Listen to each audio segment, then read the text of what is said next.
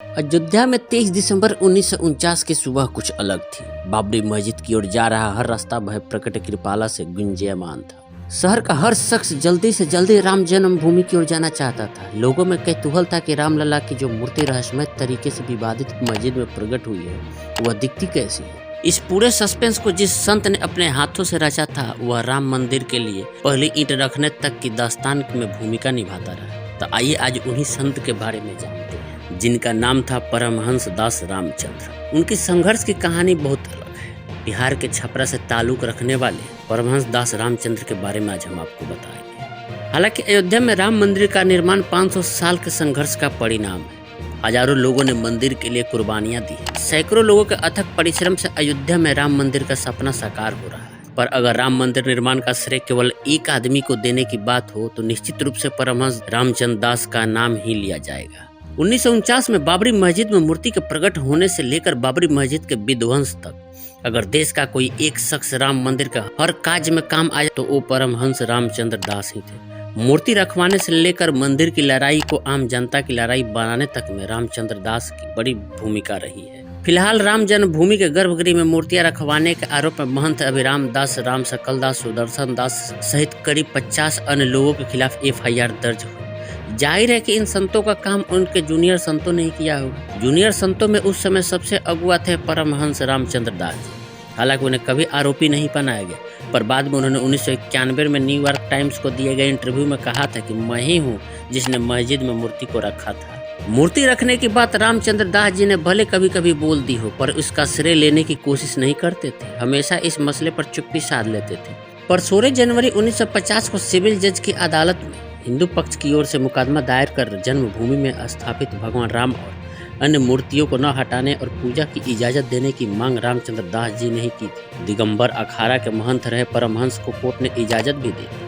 कई साल बाद 1989 में जब रिटायर्ड जज देवकी नंदन अग्रवाल ने स्वयं भगवान राम की मूर्ति को न्यायिक व्यक्ति करार देते हुए नया मुकदमा दायर किया, तब कहीं परमहंस ने अपना केस वापस लिया। महंत रामचंद्र दास के नेतृत्व में ही राम जन्मभूमि की मुक्ति के लिए धर्म संसद की शुरुआत की गई। 1984 की प्रथम धर्म संसद नई दिल्ली में हुई, जिसमें अयोध्या, मथुरा, काशी के धर्म स्थानों की मुक्ति का प्रस्ताव रखा गया। परमहंस रामचंद्र दास जी की अध्यक्षता में रामचंद्र भूमि संघर्ष की कार्य योजना के संचालन हेतु प्रथम बैठक, जिसमें श्री राम जन्मभूमि मुक्ति यज्ञ समिति का गठन हुआ। जन्मभूमि को मुक्त कराने हेतु जन जागरण के लिए सीतामढ़ी से अयोध्या तक राम जानकी रथ यात्रा का कार्यक्रम भी इसी बैठक में तय हुआ। दिसंबर 1985 में दूसरी धर्म संसद उडुपी कर्नाटक में परमहंस जी की अध्यक्षता में, जिसमें निर्णय हुआ कि यदि 8 मार्च 1986 को महाशिवरात्रि तक राम जन्मभूमि पर लगा ताला नहीं खुला तो महाशिवरात्रि के बाद ताला खोलो आंदोलन ताला तोड़ो आंदोलन में बदल जाएगा। पर 8 मार्च के बाद प्रतिदिन देश के प्रमुख धर्माचार्य इसका नेतृत्व करेंगे। बाबा की धमकी का असर हुआ और 1 फरवरी 1986 को कोर्ट के फैसले के बाद ताला खोल दिया गया, जिसे कांग्रेस कहती है कि राजीव गांधी ने ताला खुलवाया। जनवरी 1989 में प्रयाग महाकुंभ के अवसर पर आयोजित तृतीय धर्म संसद में शिला पूजन एवं शिलान्यास का निर्णय परमहंस जी की उपस्थिति में ही लिया गया था।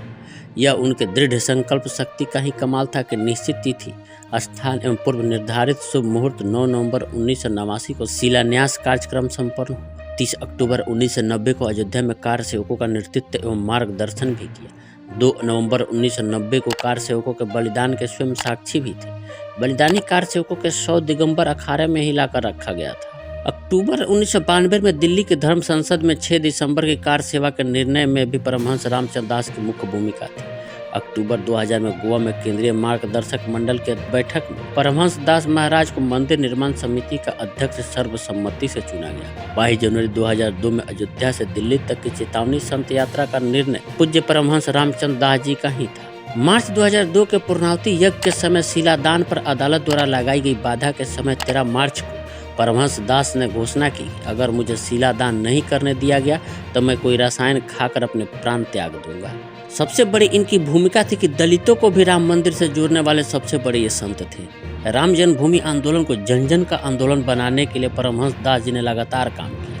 देश के कई मंदिरों में दलित पुजारियों की नियुक्ति करवाने में उनकी प्रमुख भूमिका रही। 1994 से परमहंस रामचंद्र दास के प्रतिनिधि रहे निशेंद्र मोहन मिश्रा ने एक बार बताया था कि परमहंस को BSP प्रमुख और उत्तर प्रदेश की उस समय मुख्यमंत्री मायावती भी बहुत मानती थी। समय समय पर मायावती परमहंस के लिए भेंट भेजती रहती थी। एक बार जब परमहंस अस्पताल में थे तो मायावती उन्हें खुद देखने अस्पताल गई थी। बताया जाता है कि बिहार के एक मंदिर में परमहंस रामचंद्र दास ने न सिर्फ एक दलित पुजारी को नियुक्त किया बल्कि उसे खाना बनवाकर खुद खाया भी। 9 नवंबर 1989 को जब अयोध्या में राम जन्मभूमि का शिलान्यास कार्यक्रम होना था तब हजारों साधु संतों की मौजूदगी में कामेश्वर नाम के एक दलित युवक के हाथों राम मंदिर के लिए पहले ईंट रखवाई गई थी। इस पुनीत कार्य के पीछे भी परमहंस रामचंद्र दास की ही भूमिका थी। माता सोना देवी एवं पिता भाग्यरन तिवारी के घर छपरा में 1912 में जन्मा बालक चंद्रशेखर करीब 15 वर्ष की अवस्था में संतों के संपर्क में आए। 1930 में वो अयोध्या आ गए।